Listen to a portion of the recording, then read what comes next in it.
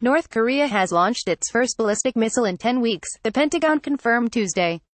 Pentagon spokesman Robert.Manning said that U.S. officials detected the launch at about 1:17 p.m.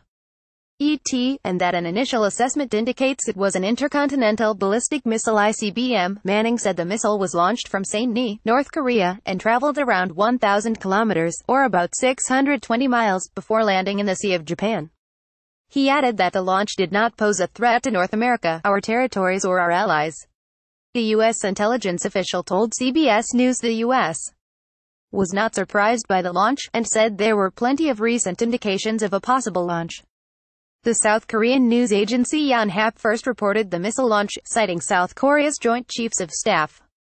The report said the unidentified missile flew eastward and the South Korean military was analyzing details with the U.S. The launch marks the country's first since September 15, when it fired an intermediate-range ballistic missile over the Japanese island of Hokkaido. President Trump addressed the missile launch in televised remarks Tuesday. "We will take care of it," Mr. Trump said. "We have Secretary of Defense James Mattis in the room with us to have a discussion on it. It is a situation that we will handle." Mattis said the ballistic missile went higher than any previous shot North Korea has taken, and that in response, South Korea had fired pinpoint missiles out into the water.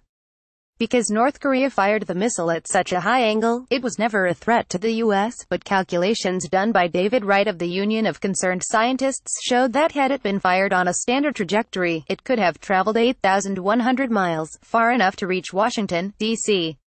or anywhere else in the U.S. Last week, the Trump administration declared North Korea a state sponsor of terrorism. Washington also imposed new sanctions on North Korean shipping firms and Chinese trading companies dealing with the North Korea. The rogue nation called the terror designation a serious provocation that justifies its development of nuclear weapons. The U.S. mission to the UN announced on Twitter that Ambassador Nikki Haley and her counterparts from Japan and the Republic of Korea have scheduled an emergency UN Security Council meeting for Wednesday.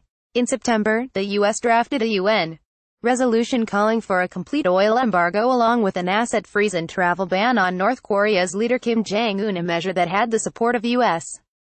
allies but was met with resistance from China. Diplomats now say the U.S., along with Western nations and Japan, will be looking to increase pressure with tougher sanctions as a last resort to diplomatic and economic measures, CBS News' Pamela Falk reports.